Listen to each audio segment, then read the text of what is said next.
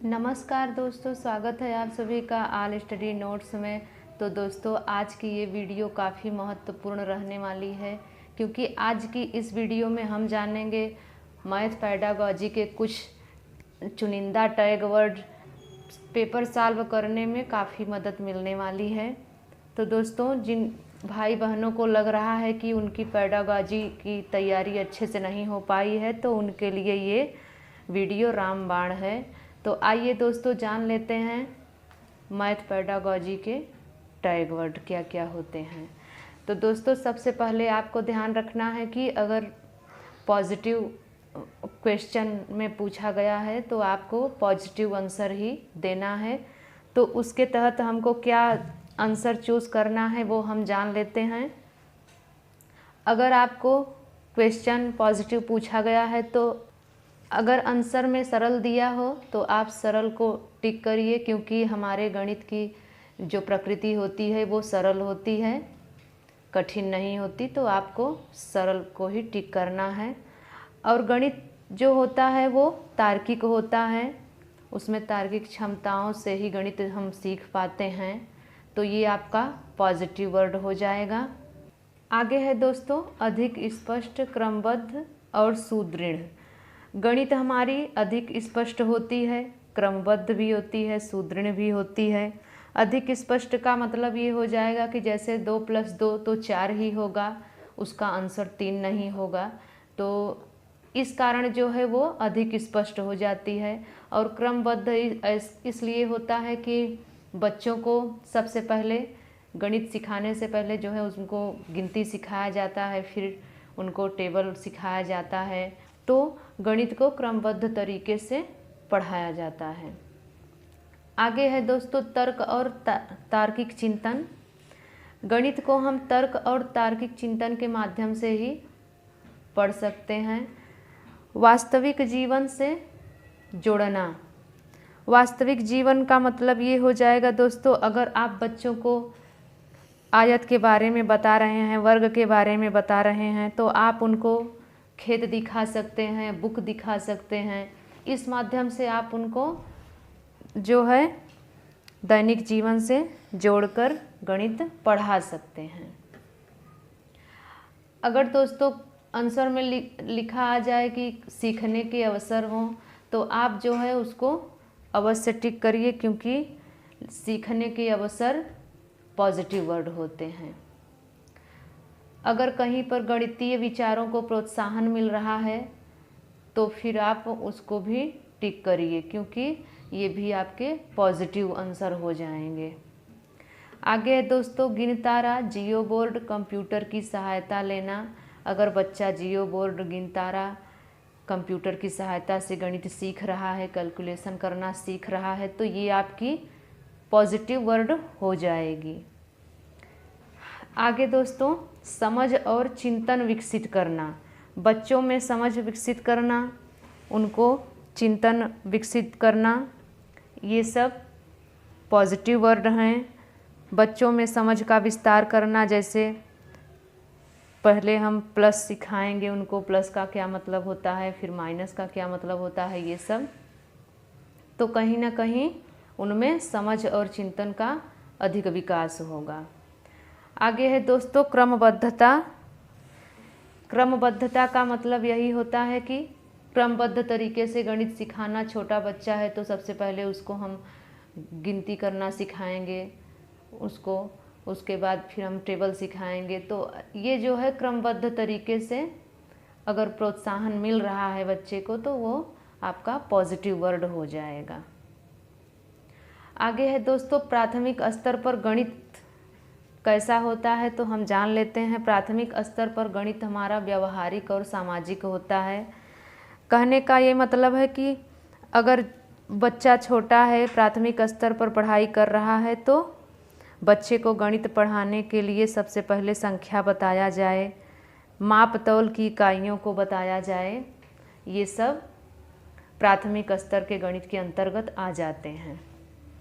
उच्च प्राथमिक स्तर पर गणित कैसा होता है वो भी जान लेते हैं। उच्च प्राथमिक स्तर पर गणित मानसिक रूपों से सोचने वाला होता है। बच्चा इस इस स्तर पर बच्चा सुनकर भी आपके सवालों का जवाब दे सकता है, जैसे 2 + 2 + 4 कितना हुआ, तो वह आसानी से उत्तर दे पाएगा। और इसमें बच्चे को जो है जोड़ घटाव संबंधी जानकारी देना, ये सब उच्च प्राथमिक स्तर के तहत आ जाता है। आगे है दोस्तों संकलन व्यकलन जोड़ घटाना में अंतःक्रिया करके विकसित करना। अगर ये आपको एग्ज़ाम में कहीं भी देखने को मिल जाता है पेपर में, तो ये आप ज़रूर टिक करिए, क्योंकि ये बच्चों में जोड़ घटाना इत्यादि में विकास करना होता है। बच्चों को आप किस तरह से पढ़ा सकते हैं, ये आपका पॉजिटिव वर्ड हो जाता है। सामूहिक परियोजना कार्य देना, जैसे बच्चे को आप सिखा रहे हैं गिनती करना, तो आप बच्चों को एक समूह में सिखा सकते हैं। जैसे 2 बच्चों को आप खड़ा करके और 2 बच्चों को मिलाकर आप सभी बच्चों से पूछिए कि कितने बच्चे हो गए, तो वो आपको उत्तर देंगे कि कितने बच्चे हो गए, 4 हो गए। तो इस तरह से आप उनको गणित में आप कार्य दे करके आप पढ़ा सकते हैं। आगे है दोस्तों समझ बोधगम्यता को प्रोत्साहन। अगर आपको कहीं भी ये वर्ड मिल जाता है कि बच्चा अपने समझदारी से सीख रहा है चीज़ों को, तो ये आपका पॉजिटिव वर्ड हो जाएगा। आगे है दोस्तों समाधान, समस्या समाधान कौशल को प्रोत्साहन देना, तो ये भी आपका पॉजिटिव वर्ड में आ जाएगा, क्योंकि बच्चा त्रुटियों से ही सीखता है। आप सभी जानते हैं कि गलतियों से ही कोई नई नई चीज़ें सीखी जा सकती हैं, तो ये आपका पॉजिटिव वर्ड हो जाएगा। आगे है दोस्तों दैनिक जीवन से जोड़ करके आप बच्चे को शिक्षा दे सकते हैं, नई नई गतिविधियां करा सकते हैं, खेल के माध्यम से आप बच्चों को गणित सिखा सकते हैं, तो ये सब पॉजिटिव वर्ड हो जाते हैं। आइए दोस्तों जान लेते हैं निगेटिव वर्ड क्या होते हैं। अगर आपको निगेटिव वर्ड में उच्च कक्षाओं के लिए अगर आ जाता है, दिख जाता है, तो ये आपका निगेटिव वर्ड हो जाएगा, क्योंकि गणित उच्च कक्षाओं के लिए नहीं है, वो तो सभी के लिए है। गणित दैनिक जीवन में प्रयोग आने वाली चीज़ होती है, जिसका हम प्रयोग कर सकते हैं, तो ये आपका निगेटिव वर्ड हो जाएगा। व्यवसायी बनाने के लिए तो ये भी गलत बात है, क्योंकि गणित पढ़ाना किसी बच्चे को व्यवसायी बनाने के लिए नहीं पढ़ाया जाता। रोज़मर्रा के कार्य के लिए तो ये भी गलत बात है, क्योंकि रोज़मर्रा के कार्य के लिए गणित को नहीं पढ़ाया जाता। दोस्तों कहीं आपको दिख जाए केवल निश्चित करना, तो ये आपका निगेटिव वर्ड हो जाएगा। आगे है दोस्तों लैंगिक पूर्वाग्रह भेदभाव, तो ये भी आपका निगेटिव वर्ड हो जाएगा।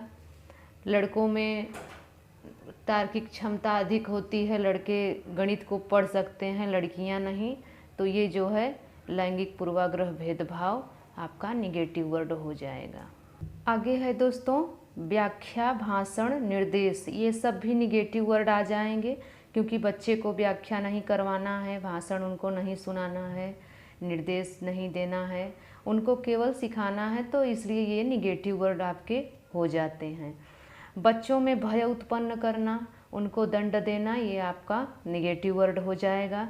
रटना, स्मरण कराना, याद कराना, ये सब आपका निगेटिव वर्ड हो जाएगा।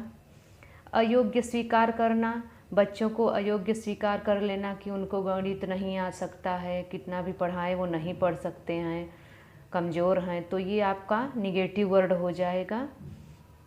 उच्च अपेक्षाएं रखना, बच्चों से आप ये अपेक्षा करें कि जो हम उनसे प्रश्न करेंगे वो उसका उत्तर एकदम सही सही देंगे, तो ये आपका नहीं हो पाएगा, ये निगेटिव वर्ड में आ जाएगा।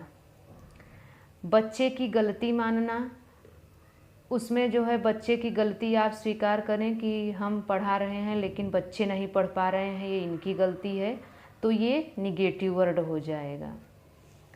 परीक्षाएं लेना, समय समय पर छमाही, साप्ताहिक परीक्षा लेना, टेस्ट लेना, ये आपका निगेटिव वर्ड हो जाएगा। अगर आपको ये दिखाई दे तो आप इसको निगेटिव मानिए। आगे है बच्चों से सही उत्तर की अपेक्षा करना, ये भी आपका निगेटिव वर्ड आज हो जाएगा। क्योंकि आप बच्चों से सही सही उत्तर की अपेक्षा नहीं कर सकते, क्योंकि बच्चे त्रुटियों से ही सीखते हैं, गलतियां करके ही सीखते हैं। बहुत अभ्यास होने चाहिए, तो ये भी गलत है दोस्तों, क्योंकि गणित पढ़ने के लिए बहुत अभ्यास होने की ज़रूरत नहीं है, ये भी आपका निगेटिव वर्ड हो जाएगा। अंक ग्रेड देना, ये भी आपका निगेटिव वर्ड हो जाएगा।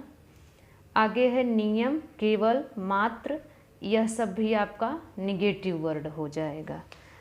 आई होप दोस्तों ये वीडियो आपके लिए काफ़ी हेल्पफुल रही होगी। तो मुझे उम्मीद है कि आपके सारे डाउट ख़त्म हो गए होंगे। तो मिलते हैं दोस्तों अगली वीडियो में, तब तक के लिए नमस्कार।